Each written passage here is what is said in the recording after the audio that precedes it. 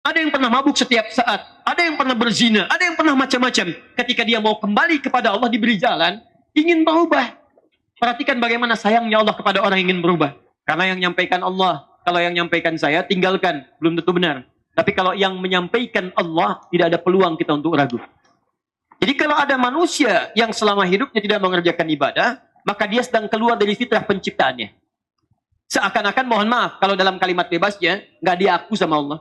Tolong Anda cek. Jadi kalau hidup Anda belum baik sampai hari ini, maaf, orang lain mudah mengerjakan, Anda susah. Orang lain cari kerja mudah, Anda susah. Orang lain mendapatkan apresiasi dari orang yang baik, Anda kurang baik. Coba cek. Mungkin bukan Anda kurang hebat, bukan Anda kurang baik. Mungkin Anda...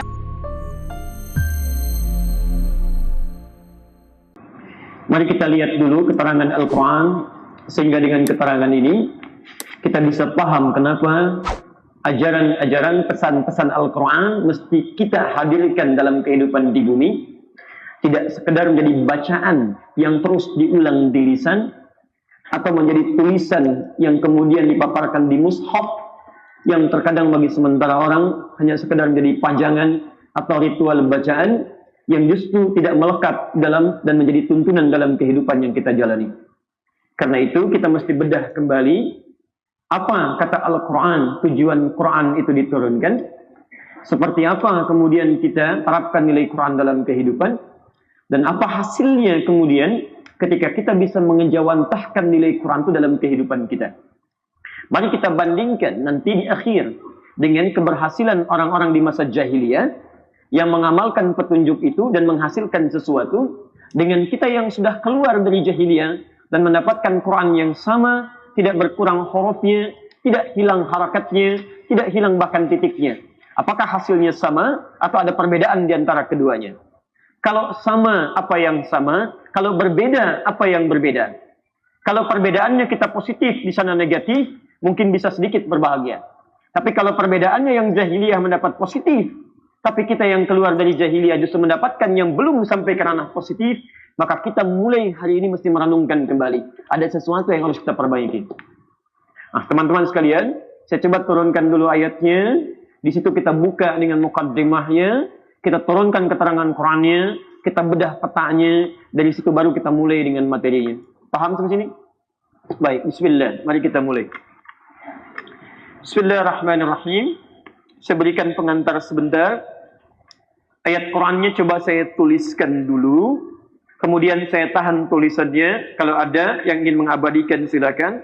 Atau pemirsa dimanapun Anda berada yang tersambung dengan tayangan ini, Anda bisa mengambil screenshotnya sehingga nanti ada beberapa yang bisa kemudian Anda baca kembali. Bismillah. Maaf, bisa terlihat yang di belakang? Oh, luar biasa ya. Baik, ini hebat. Yang di depan saja belum kelihatan karena belum saya tulis. Yang di belakang bisa kelihatan, luar biasa. Baik ya. Baik. Iman yang kuat itu tetap rasional ya. Baik. Bismillah. Satu, kita turunkan dulu Quran surah ke-15 ayat ke-28. Kemudian namanya disebutkan di Quran surah kedua ayat 31. Lalu tujuan kehidupannya disebutkan di Quran pertama surah 51 ayat 56. Kemudian yang kedua Quran surah kedua ayat ke-30. Setelah itu diturunkanlah kemudian ia ke bumi. Tuliskan di sini. Kemudian saat turunnya Quran surah kedua ayat 38 diberikan bekal untuk memudahkan kehidupannya di bumi. Bekal ini diteruskan pada nabi-nabi setelahnya. Quran surah keempat ayat 163. Paling kiri sebelah atas. Sampai ke masa Nabi Muhammad SAW kemudian beliau diutus. Quran surah kedua ayat 151. Namanya disebutkan langsung dalam Al-Quran dengan nama Muhammad. Kalau disebutkan Muhammad, apa yang dibacakan? Sallallahu alaihi wasallam. Lihat bacaannya ya, supaya tidak keliru baca. Sallallahu alaihi wasallam. Jelas ya? Baik, satu disebutkan 4 kali dalam Al-Quran. Sudah ya, jangan pikir yang macam-macam. Kita sedang ke sini. Satu, Quran surah ketiga ayat 144. 2. Quran surah ke-33 ayat ke-40. 3. Quran surah ke-47 di ayat yang kedua. Kemudian 4. Quran surah ke-48 ayat 29. Sekali disebut dengan nama Ahmad di Quran surah ke-61 ayat yang ke-6. Ini sudah sering saya terangkan untuk menguatkan saja. Kemudian setelah ini turun, diberikan ini keterangan yang sama, saya turunkan panah yang ini untuk menunjukkan keselarasan. Berganti generasi, ganti nabi, tapi tetap diberikan visi, misi, dan tuntunan yang sama. Quran surah kedua ayat 185. Ini kemudian diperjelas peta ini ya dengan penegasan di Quran surah ke-17 ayat ke-9 paling kanan sebelah atas. Setelah ini diketahui, kemudian kita turunkan muncul cara bagaimana mengaktualisasikan ini dalam bentuk kehidupan. Maka muncul perintah di Quran surah 96 ayat 1 sampai 5. Cara mengaplikasikan ini diatur lagi oleh Quran, diturunkan di Quran surah ke-9 ayat 36. Kemudian pemahaman ini akan menghasilkan penambahan iman dan pengetahuan. Quran surah ke-58 ayat yang ke-11. Maka jadilah kita ciri orang baik yang pertama, hadis riwayat Al-Bukhari, nomor hadis ke-71 riwayat sahabat Abu Hurairah radhiyallahu taala anhu, paling kiri sebelah atas di kitabnya, di Kitabil Ilmi. Kemudian dari sini maka kita coba gunakan untuk meningkatkan pendekatan kita kepada Allah yang disebut dengan takwa namanya, ya. Tidaknya sebanyak 115 kali. Bentuk ini kita turunkan mengembalikan kepada fungsi kehidupan tadi. Ini ada dua. Ya. Fungsi yang ini kita turunkan lagi Quran surah 51 ayat 56. Aktualisasinya kita temukan di Quran surah kedua ayat kedua sampai dengan ayat kelima. Penjabaran ini bisa ditemukan ke atas di Quran surah misalnya ke-17 ayat 78. Tegaskan di Quran surah ke-11 ayat 114. Waktunya disebutkan di Quran surah ke-4 ayat 103. Penegasannya disebutkan di Quran surah kedua ayat 238. Ini sebagai contohnya saja. Kalau ingin ditambah sunnahnya, sunnah pendahuluan di Quran surah ke-17 ayat 70 dengan 80. Kemudian cara menunaikannya disebutkan di Quran surah ke-73 ayat 1 sampai dengan ayat 20. Baik, ini sebagai contoh saja yang pertama. Yang kedua, kita teruskan fungsi yang kedua. Ini menurunkan fungsi yang ini. Ya, fungsi yang ini. Kita turunkan Quran misalnya surah ketiga Ali Imran ayat 133 sampai dengan 134. Ini kita turunkan. Hasilnya adalah pribadi yang baik dari mulai jasadnya, tubuhnya. Ya, Quran surah ke-49 ayat 11 sampai 12. Ini fikiran dulu. Kemudian turun ke mata, Quran surah ke-24 ayat 30 sampai 31, ya. Kita contohkan sampai percepat saja, turun ke kaki, Quran surah ke-25 ayat ke-63. Kalau ini sudah bisa diamalkan dengan sempurna, maka hasilnya Allah akan berikan keberkahan pada diri kita.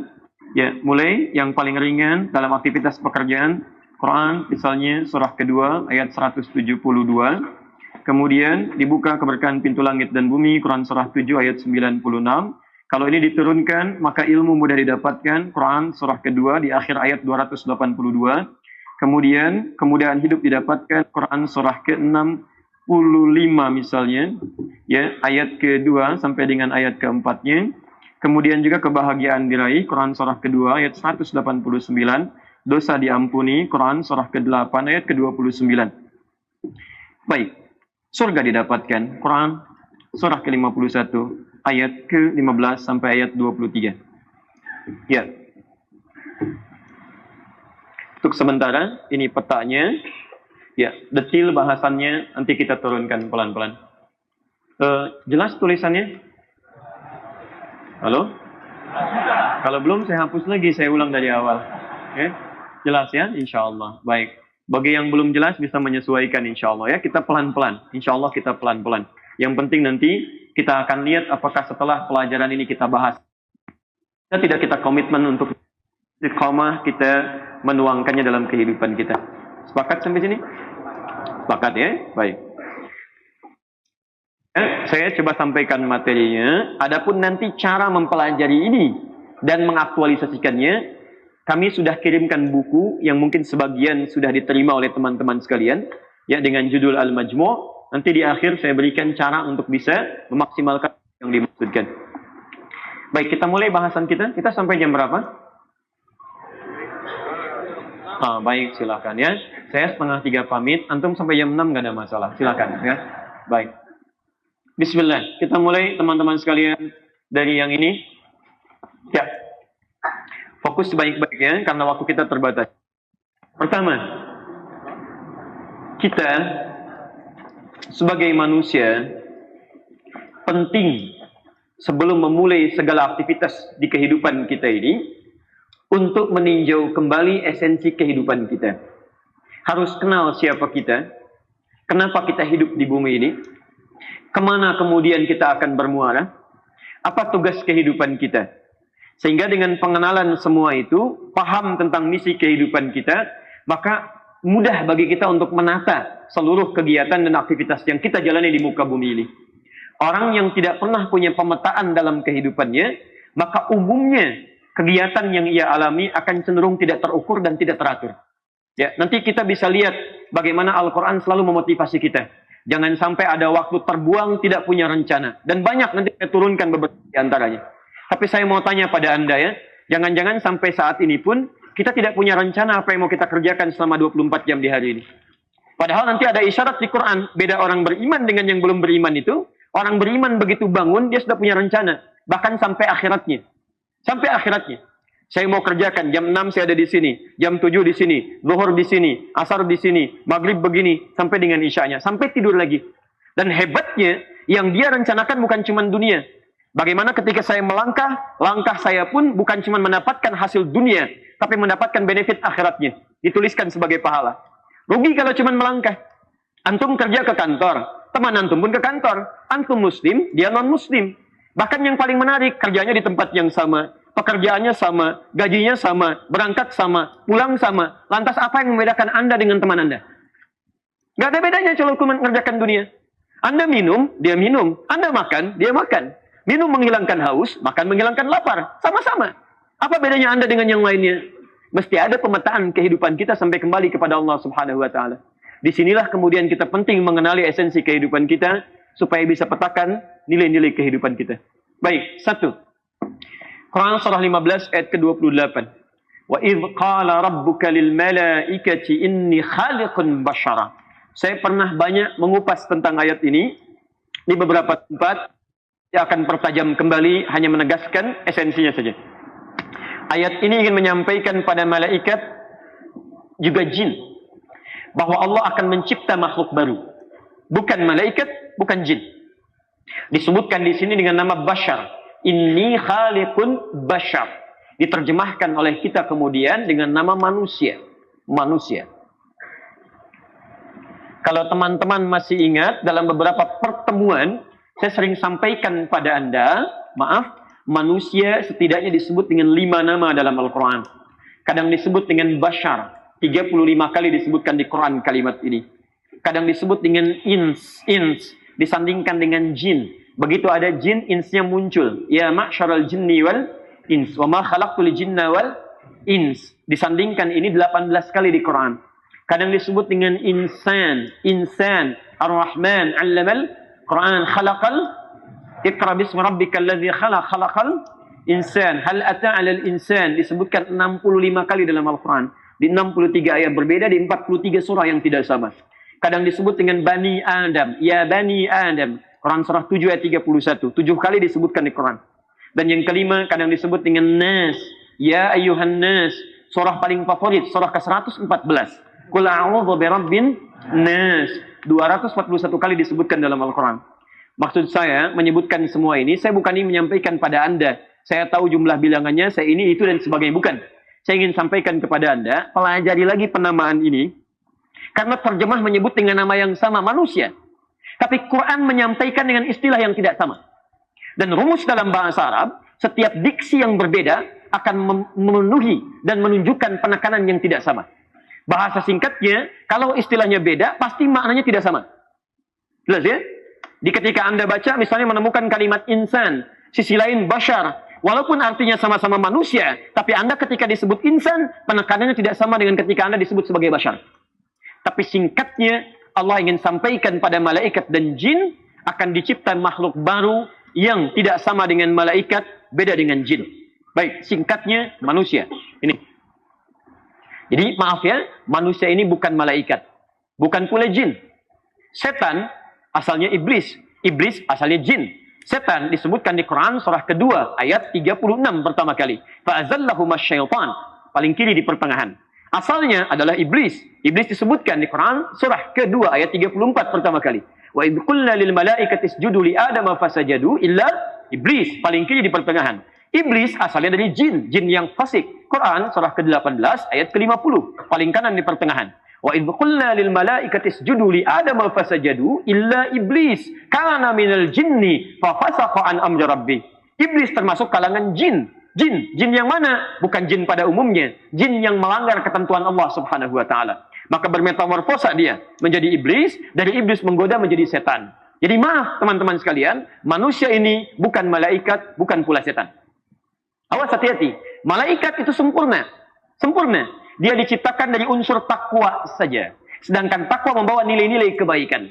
Makanya disebutkan dalam Al-Quran, mohon maaf, Quran surah ke-66 ayat yang ke-6, paling kiri sebelah atas. Sifat malaikat karena punya nilai baik saja, maka mustahil dia berbuat yang tidak baik.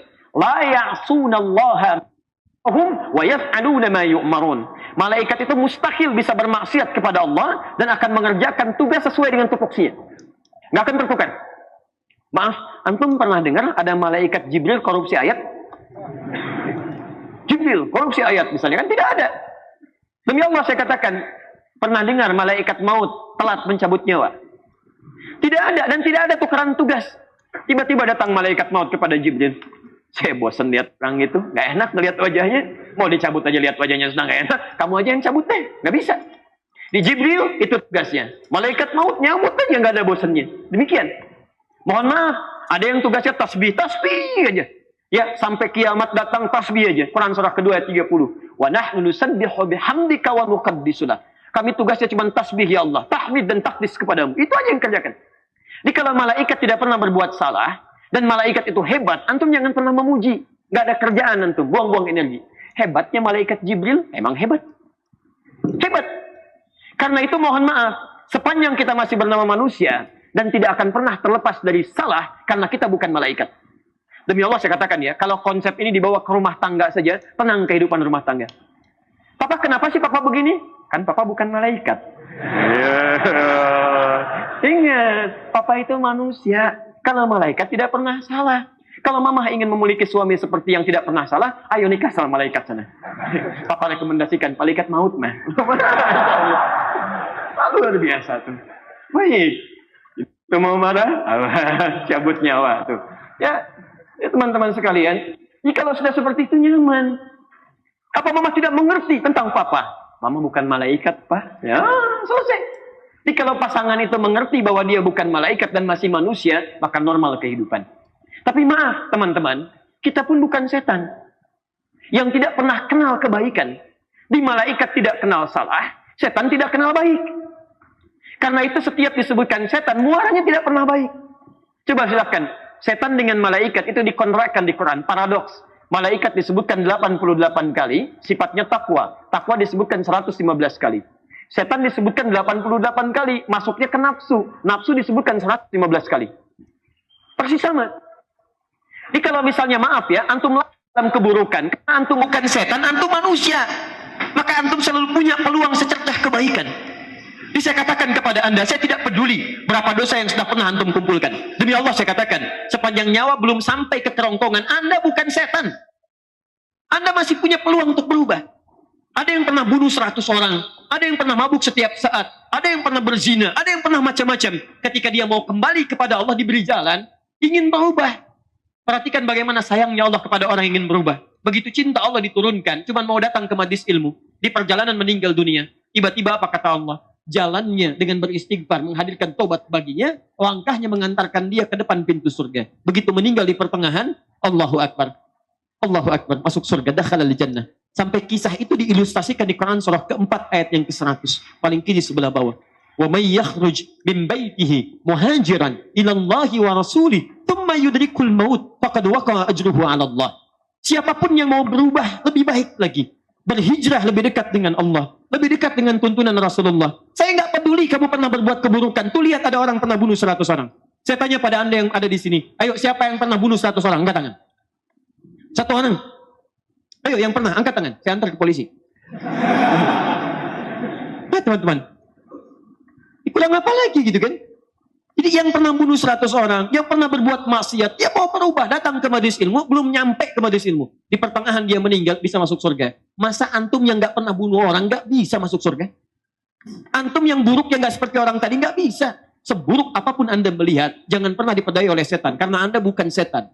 Sepanjang nyawa belum sampai ke kerongkongan, ada peluang untuk bertobat dan kembali kepada Allah. Bahkan bisa mengejar orang lain masuk pintu surga. Antum kenal Firaun?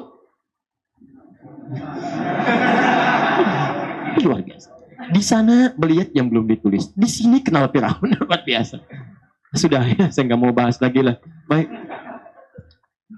Firaun itu disebutkan di Quran surah 20 ayat 43 sampai 44. Mohon maaf ya, ini kan seburuk apa sih Firaun itu? Dia ngaku Tuhan, ana rabbukumul a'la. Hobinya bunuh orang, Quran surah 2 ayat 49. Wa idh najjaynakum min ali fir'auna yasumunakum su'al 'adzab yudhabbihuna abna'akum wa yastahyuna nisa'akum. Maaf ya, maaf. Seburuk-buruknya Firaun, fitrah Allah di sini masih berlaku memberi kesempatan pada hamba sebelum nyawa sampai di kerongkongan untuk kembali kepada Allah. Allah tidak menginginkan kita terkena tipu daya setan. Maka untuk satu makhluk ini yang pernah mengaku Tuhan, hobinya bunuh orang, jahatnya luar biasa, teman-teman, dikirimkan 2 nabi sekaligus. Kita sekarang, sampai dengan kiamat, nabinya cuma 1, gak pernah lihat lagi. Fir'aun 2. Idhaba ila fir'auna innahu tagha. Quran surah 20 ayat 43. Musa dan Harun pergilah kepada Fir'aun, dia sudah mulai menyimpang. Dan hebatnya ayat 44-nya. Faqula lahu qawlan layyina la'allahu yatadakkaru aw yakhsha. Maka katakan, ajak dia dengan kelembutan. Mungkin dengan lembut itu dia bisa sadar, menyatakan dirinya keliru dan mulai takut kepada Allah Subhanahu wa taala. Anda bisa bayangkan, Musa, Harun, nabi, 2 orang soleh, terjamin dengan surga, disanjung oleh Allah, berdakwah kepada makhluk paling durjana, mengaku Tuhan, hobi bunuh orang, hobi sembelih bayi. Teman-teman, kata Quran, maaf, katakan yang baik, mungkin dengan kebaikan itu dia mau sadar. Luar biasa. Diberi kesempatan. Cuman sayang ketika diberikan, dia nggak mau ngambil. Makanya sering saya katakan, tidak ada orang yang tidak mendapat hidayah. Semua diberikan kesempatan untuk mendapat hidayah. Cuman sayang ada orang yang dikasih, dia nggak mau ngambil. Itu masalahnya. Tuh. Sampai mic bunyi seperti itu, belum tersentuh kita, kurang apa lagi? Teman-teman. Itu. Kalau salah kan penteng gitu kan? Ini lain. Jadi teman-teman sekalian, perhatikan kalimat di indah bahasa Quran itu. Quran surah 29 ayat 69. Walladzina jahadu fina lanahdiyannahum subulana. Kalau ada orang yang serius menjemput hidayah kami, di hidayah itu kalau dikasih, antum jangan tunggu, ambil. Jadi bukan Allah nggak ngasih, masalahnya ketika dikasih dia nggak mau ngambil. Coba deh antum ya, satu kali antum kerja nih, lewat di jalan. Tiba-tiba ketika antum lewat, lihat masjid, orang ke masjid, pas adzan lagi. Pertanyaan saya, kenapa antum bisa lewat situ?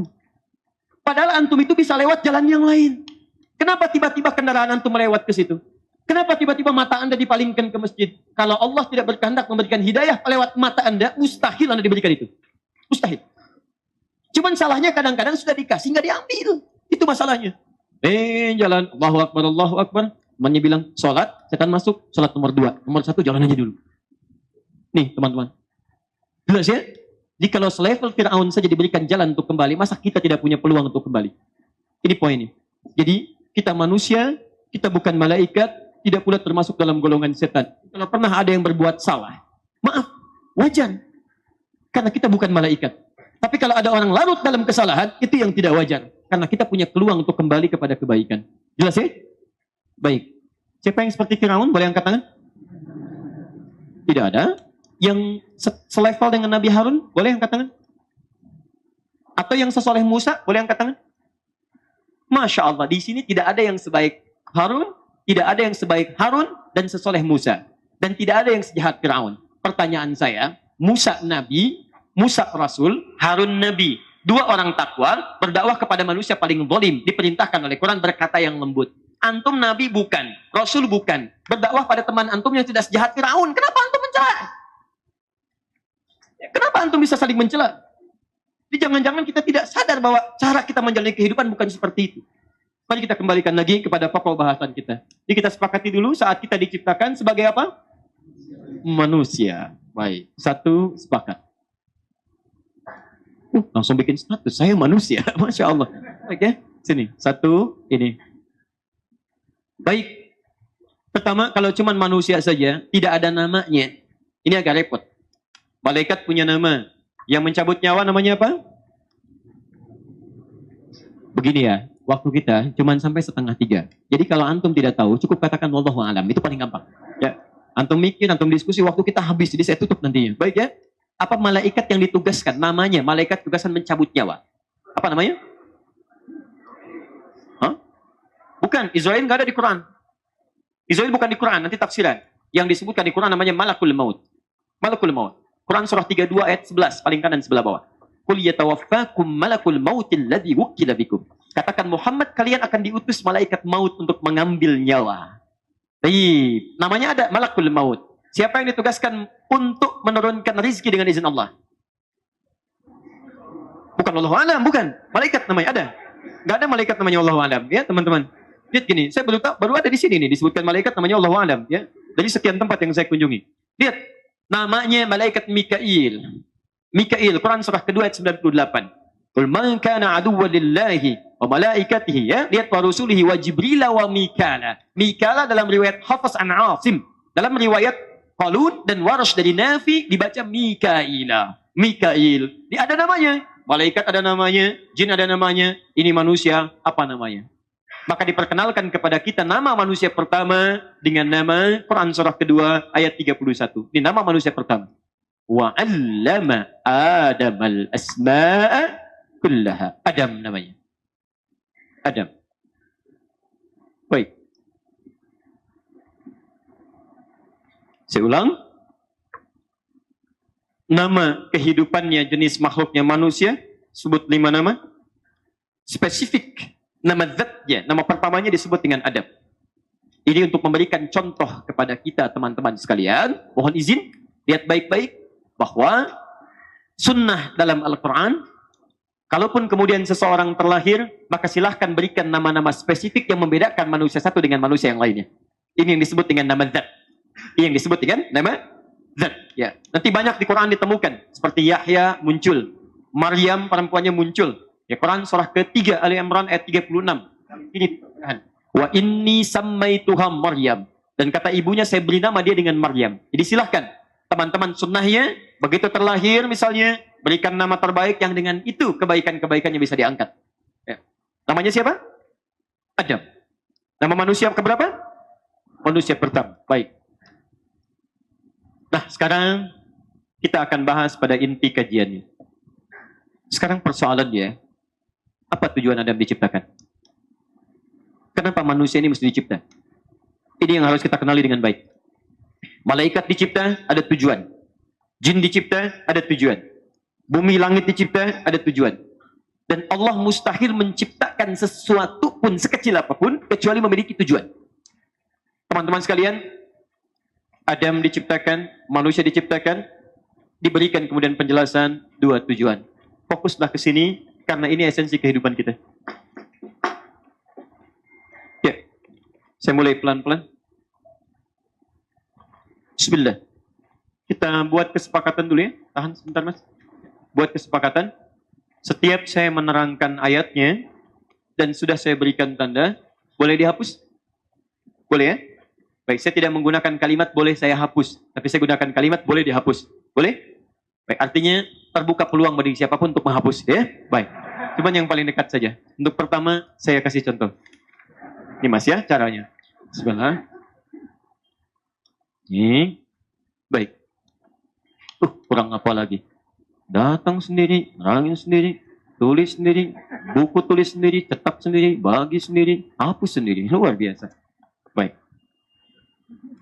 Waalaikumsalam, sini ya. Baik, 1. Bismillah. Quran surah 51 ayat 56. Paling kanan sebelah atas. Bismillah. Tugas pertama, ini esensi kehidupan kita. Awas ya, awas, hati-hati. Maksud saya begini, kalau saya bacakan dan saya terangkan ini, coba evaluasi diri. Sampai hari ini, tanggal 11 Al-Muharram, berapa usia antum, berapa tahun, berapa bulan, berapa pekan, berapa hari, sudah sejauh mana kehidupan antum dibangun sesuai dengan keterangan ayat ini. Karena yang menyampaikan Allah, kalau yang menyampaikan saya, tinggalkan, belum tentu benar. Tapi kalau yang menyampaikan Allah, tidak ada peluang kita untuk ragu.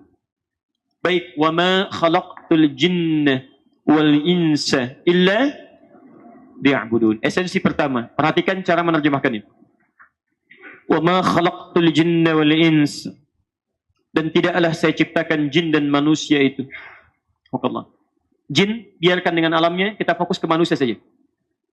Illa liya'budun, kecuali tujuan hidupnya itu. Lihat, li-nya di sini berfungsi ghayah, lil ghayah, menunjuk pada tujuan.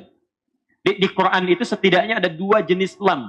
Satu, li al-mulkiyah, li yang menunjuk pada kepemilikan. Lillahi ma fis samawati wa ma fil ard. Lillahi ma fis samawati wa ma fil ard. Milik Allah segala yang ada di langit dan di bumi. Demikian cara menerjemahkannya. Yang ini liya'budun bukan milik, tapi lil qasdi, ghayah, menunjuk pada tujuan. Perhatikan baik-baik. Kalau bahasa bebasnya, tujuan saya menciptakan manusia itu, tujuan diciptakan manusia itu adalah untuk ibadah. Ini poin ini. Jadi kalau ada manusia yang selama hidupnya tidak mengerjakan ibadah, maka dia sedang keluar dari fitrah penciptaannya. Seakan-akan, mohon maaf, kalau dalam kalimat bebasnya, nggak diaku sama Allah. Saya ciptakan kamu itu untuk ibadah. Jadi kalau ada seseorang, maaf ya, kemudian diciptakan dan dia hidup tidak mau ibadah, seakan-akan dia sedang keluar dari nilai penciptaannya. Paham? Satu. Ini mengatur hubungan antara makhluk dengan Allah Subhanahu wa taala. Ini poin ini. Dua. Saya agak percepat ya, nanti ini kita detilkan, kita percepat dulu untuk ambil garis besarnya. Quran surah kedua ayat 30. Posisi paling kiri sebelah atas. Wa idh qala rabbuka lil malaikati inni ja'ilun fil ardi khalifah. Ketika sudah diciptakan Adamnya, disampaikan pada malaikat dan jin tujuan penciptaannya, maka penyampaiannya kemudian, perhatikan baik-baik, memberikan misi berbeda antara manusia dengan malaikat dan jin. Kalau ibadah, malaikat juga ibadah, jin juga ibadah. Tapi apa fungsi kedua yang membedakan malaikat, jin dengan manusia? Yang keduanya, lihat kalimatnya, ja'ilun fil ardi khalifah. Saya tugaskan dia menjadi khalifah di bumi. Khalifah. Khalifah. Ingat kalimatnya fil ardi. Jadi khalifah di bumi. Ini poinnya. Ibadah, hubungan dengan Allah. Khalifah, karena di bumi berarti hubungan dengan makhluk sekitarannya. Ini terkait hubungan dengan makhluk. Fokus. Yang ini saya naikkan ke atas, vertikal, hablu minallah. Yang ini saya jadikan horizontal, hablu minannas. Jadi ingat baik-baik ya. Ketika antum diciptakan oleh Allah, saya, anda, kita semua sebagai manusia, kalau masih mengaku manusia sampai dengan siang hari ini, maka tugas pertama kita mesti punya hubungan baik dengan Allah Subhanahu wa taala. Nanti kita akan tunjukkan, kalau hubungan Anda baik dengan Allah, maka segala kehidupan Anda pun akan diperbaiki oleh Allah Subhanahu wa taala. Tolong Anda cek, jadi kalau hidup Anda belum baik sampai hari ini, maaf, orang lain mudah mengerjakan, Anda susah. Orang lain cari kerja mudah, Anda susah. Orang lain mendapatkan apresiasi dari orang yang baik, Anda kurang baik. Coba cek, mungkin bukan Anda kurang hebat, bukan Anda kurang baik, mungkin Anda kurang hubungannya dengan Allah Subhanahu wa taala. Jelas ya? Baik, maaf, siapa yang punya kesembuhan? Allah. Siapa yang punya rezeki? Siapa yang punya ilmu? Siapa yang punya kemudahan? Allah. Orang yang wajar, orang yang maaf ya, maaf baik-baik kalau kalimat ini kurang menyenangkan. Orang yang sehat, yang dia bisa melihat dengan baik, dia akan selalu punya pemikiran. Yang punya itu mesti kita dekati, supaya dengan kedekatan itu mudah kita mendapatkan apa yang dia punya. Makanya ketika Anda sadar yang punya rezeki Allah, kenapa Anda nggak bangun kedekatan dengan Allah? Anda sadar yang punya kesembuhan itu Allah. Kenapa Anda tidak mendekati Allah? Anda sadar yang punya kemudahan itu Allah. Kenapa Anda tidak dekati Allah? Di poinnya. Jadi kalau Anda tidak mendapatkan kemudahan, kesembuhan yang cepat, kenyamanan dalam kehidupan, sekali lagi cek. Bukan Anda tidak bisa menjadi manusia yang unggul. Barangkali belum dekat dengan Allah. Itu poin. Jadi kita turunkan. 2, ini. Khalifah. Apa artinya khalifah? Saya sudah pernah terangkan di pertemuan-pertemuan yang lalu. Ya, kalau masih ingat. Teman-teman, khalifah itu bisa berarti sesuatu yang menggantikan. Ya, kenapa manusia disebut sebagai khalifah? Karena hidupnya akan saling menggantikan. Saya meninggal digantikan oleh keturunan saya. Meninggal digantikan lagi. Meninggal digantikan lagi. Sifatnya disebut dengan khalifah. Karena itu mohon maaf ya, mohon maaf. Karena kita akan saling menggantikan, maka antum mesti menyiapkan generasi terbaik yang bisa menggantikan antum. Siapkan generasi terbaik yang bisa menggantikan antum. Saya beri contoh begini. Kenal Maryam? Alhamdulillah. Lihat sini. Ali Imran. Imran menikah dengan siapa? Ya? Dengan istrinya. Oh, nggak mungkin ibunya Imran. Mustahil. Imran menikah dengan ibunya, nggak mungkin. Dengan istrinya, namanya Hannah. Imran menikah dengan Hannah. Lahir siapa? Maryam. Quran surah ke-3 ayat 35-36. Lahir Maryam.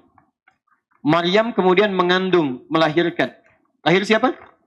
Isa alaihissalam. Perhatikan sini, Isa. Saya ingatkan lagi ya, nama Maryam ini oleh Quran disebut langsung ke bintinya, ke nasabnya. Maryam binti Imran. Wa Maryam ibnata Imran. Kalau di Quran ada nama disebutkan jelas dengan bin atau bintinya dan tegas disebutkan peristiwanya, ini menunjukkan bahwa peristiwa itu hanya akan dialami oleh orang itu dan tidak akan menimpa oleh orang yang lainnya lagi. Hanya akan dialami oleh orang yang disebutkan, tidak akan pernah dialami oleh orang lain selainnya sekalipun mencoba mengambil nama yang serupa. Kenapa Al-Quran menyebutkan Maryam binti Imran? Maryam anak perempuannya Imran. Bisa mengandung, bisa melahirkan tanpa disentuh laki-laki manapun. Ingat, tanpa disentuh laki-laki manapun. Walam yamsaski bashar. Bukan mengandung, melahirkan tanpa bapak. Kalau yang begitu banyak. Ya, ingat. Bukan mengandung, melahirkan tanpa bapak. Tanpa disentuh laki-laki manapun. Karena itu disebutkan bintinya supaya tidak ada yang mengarang-arang di kemudian hari. Saya juga Maryam, saya bisa seperti itu. Kamu Maryam binti apa? Asep. Nah, beda ya. Ini Imran, itu Asep. Oh, maaf Pak Asep ya, ini hanya sebagai contoh aja. Sebagai contoh ya. Mudah-mudahan baik dan sehat. Lihat sini, Maryam punya anak Isa. Perhatikan baik-baik. Maryam Nabi bukan? Bukan. Rasul bukan? Bukan. Tapi Maryam namanya disebutkan tidak di Quran. Disebutkan. Baik. Arahkan ke atas. Siapa ibunya Maryam? Hannah. Maryam ibunya Hannah. Pertanyaan saya, apakah Hannah disebutkan di Quran? Tidak. Cuma Imra'ah, istrinya Imran. Maryam disebutkan, ini tidak disebutkan. Dalam kaidah bahasa tafsir, jika seseorang disebutkan kemuliaannya dengan namanya, yang lain tidak disebutkan namanya, maka yang disebutkan spesifik namanya lebih baik dibandingkan dengan yang tidak disebutkan spesifik namanya. Kedua, Hannah melahirkan Maryam. Nikah dulu tidak? Nikah dengan siapa? Imran. Maryam melahirkan Isa. Nikah dulu tidak? Tidak. Artinya, Maryam lebih baik dibanding ibu plus dengan bapaknya. Teman-teman, perhatikan. Begitu Imran dengan Hannah melahirkan Maryam, dididiklah Maryam ini supaya lebih baik daripada kedua orang tuanya. Antum jangan kira Maryam ujuk-ujuk jadi orang baik, bisa melahirkan Isa, tidak disentuh laki-laki manapun. Tidak. Tapi ada kaitan antara pendidikan orang tuanya. Silahkan baca sampai ayat 37-nya. Bagaimana ibunya mendoakannya, bagaimana bapaknya mencari harta yang halal, bagaimana mencari tempat terbaik disebut dengan mihrab, mencari guru yang baik bernama Zakaria. Ketika semua ini dipadukan jadi satu dalam bentuk ikhtiar, maka jadilah anak yang lebih baik dibandingkan kedua orang tuanya. Perhatikan, mereka punya visi, kalau anak saya gantikan, anak harus lebih bagus dibandingkan kedua orang tuanya. Maryam melahirkan Isa. Isa Nabi bukan. Rasul bukan. Maryam Nabi bukan. Rasul bukan. Perhatikan, Isa lebih baik daripada ibunya plus kakek neneknya.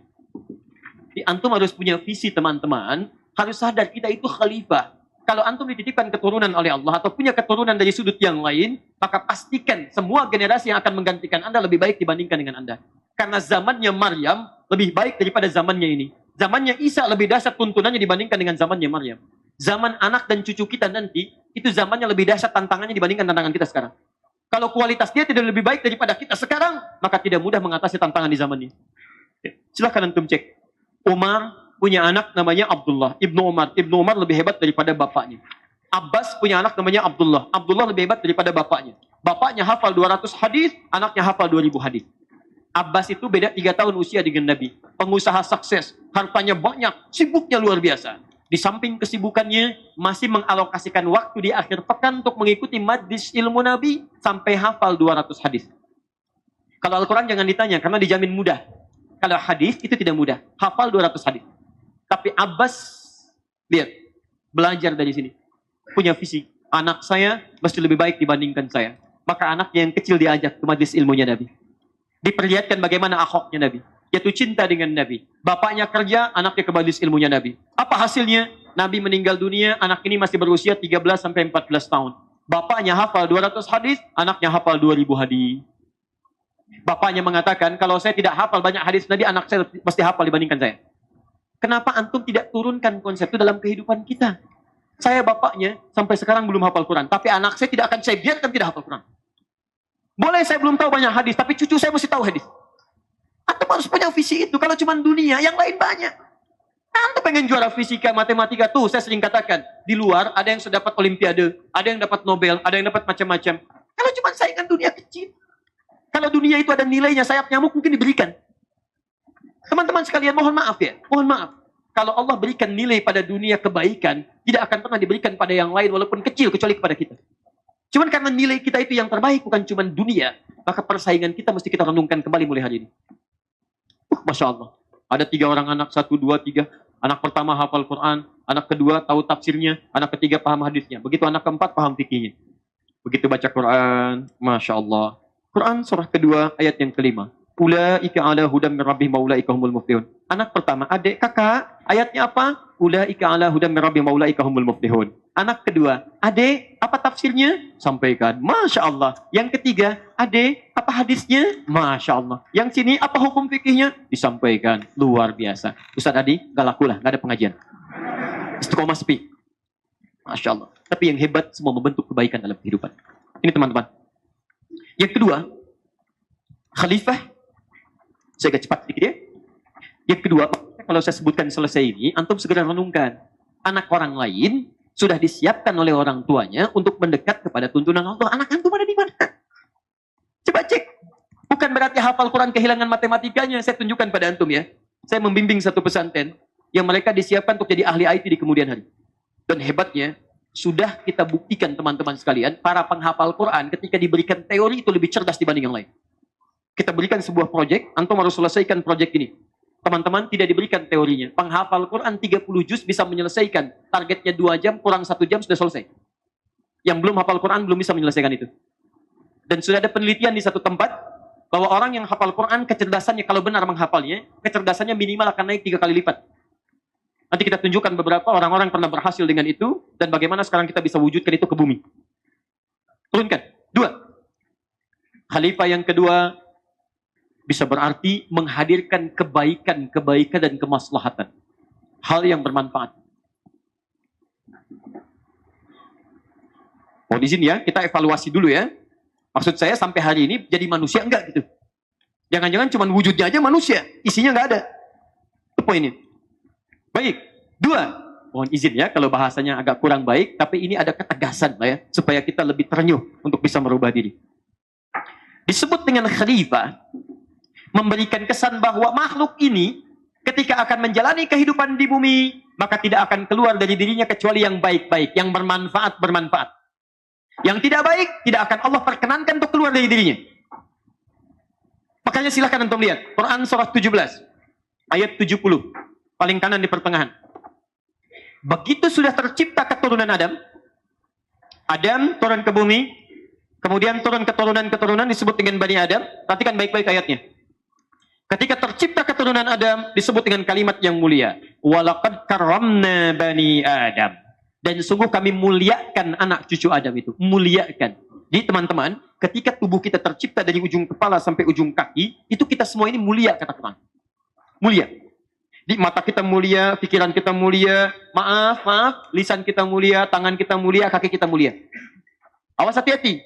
Jadi ketika kita disebutkan mulia, sekujur tubuh yang melekat pada diri kita, maka Allah pun tidak ridha jika jasad ini digunakan pada yang tidak mulia, kecuali yang bermanfaat saja.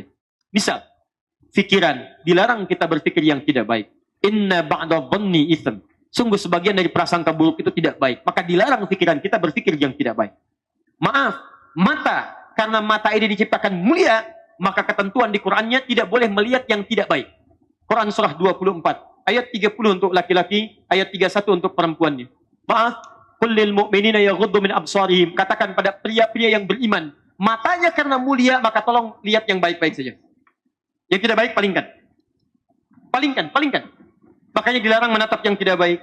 Lisan karena mulia hanya boleh bicara yang baik-baik. Man kana yu'minu billahi wal yaumil akhir falyakul khairan aw liyasmut. Bicara yang baik, kalau nggak bisa diam. Lihat baik-baik ya. Katakan yang baik. Tidak bisa diam. Pilihan cuma dua. Katakan yang baik, tidak ada yang ketiga. Katakan baik, tak bisa diam. Katakan baik, tak bisa diam. Tangan. Dilarang untuk berbuat yang tidak baik. Wailul lil mutaffifin. Celaka orang curang. Di orang curang itu pasti celaka. Silakan. Wailul lil mukadzibin, celaka para pendusta. Antum curang dengan tangan antum akan celaka. Bahkan kata Quran, aduh, tangan Anda ini mulia. Kalau mau dipakai dari yang tidak baik, tolong. Daripada dipakai yang tidak baik, potong aja tangannya. As-sariqu was-sariqatu faqtaw aydiyahuma. Pencuri laki-laki perempuan, potong aja tangannya. Saya nggak suka kalau tangannya dipakai yang tidak baik, kata Allah. Kamu ini mau mulia. Sampai ujung kaki. Wa ibadur rahmanil ladzina yamshuna 'alal ardi hauda. Hamba Allah yang penyayang itu kalau jalan pasti tawadhu. Disebut hamba Allah. Jadi kalau Anda berjalan tidak tawadhu, berarti Anda tidak diakui sebagai hamba Allah. Quran surah ke-31 ayat ke-18, paling kiri sebelah bawah. Wala tamshi fil ardi maraha. Karena itu kaki kita dilarang untuk melangkah dengan sombong. Antum naik kendaraan dengan angkuh. Pertanyaan saya, mohon maaf teman-teman sekalian, sampai dengan hari ini, siang ini, detik ini, berapa di antara kita yang bisa menjaga kemuliaan tubuh kita dari ujung kepala sampai ujung kaki? Poin. Maaf ya, Allah menyebut mata kita mulia. Jadi ketika Anda menggunakan pandangan pada yang tidak mulia, itu Anda sedang merendahkan diri Anda di hadapan Allah Subhanahu wa taala. Allah menyebut Anda mulia, Anda sendiri merendahkan diri Anda. Jadi kalau di tangan digunakan pada yang tidak baik, itu pun Anda sedang merendahkan diri Anda di hadapan Allah. Jadi saya sarankan pada Anda, kalau Anda ingin mengerjakan yang tidak baik, coba pikirkan bahwa pada saat itu Anda sedang merendahkan diri Anda di hadapan Allah Subhanahu wa taala. Itu poin. Jelas ya? Jadi mustahil keluar dari masjid bisa salah langkah, mustahil. Apalagi sambil ketukar sendal. Gak mungkin. Pasti tahu itu, orang mulia itu akan ketahuan. Oh ini punya saya, alhamdulillah. Dan mustahil akan memulai dengan langkah kirinya. Pasti kanan dulu. Kanan pakai, setelah itu kiri. Lepas kiri dulu, baru kanannya. Demikian teman-teman sekalian, ini gambaran kehidupan kita. Jadi dua ini. Nah kalau ini sudah digunakan dengan baik, maka Allah jamin hidup orang seperti ini, punya hubungan baik dengan Allah, punya hubungan baik dengan manusia, maka kehidupan dunianya di bumi, dia akan tenang. Coba lihat, kalau antum bergaul dengan teman-teman, matanya baik, lisannya baik, kakinya baik, tangannya baik, demi Allah saya katakan, antum pasti akan dihormati dan diberikan penilaian terbaik di lingkungan sekitaran kita. Satu. Ditambah hubungan dengan Allah baik, juga mudah hidupnya. Selamat dari hukuman-hukuman Allah dunia akhirat. Dan yang paling hebat, ada ketentraman dalam kehidupannya. Damai.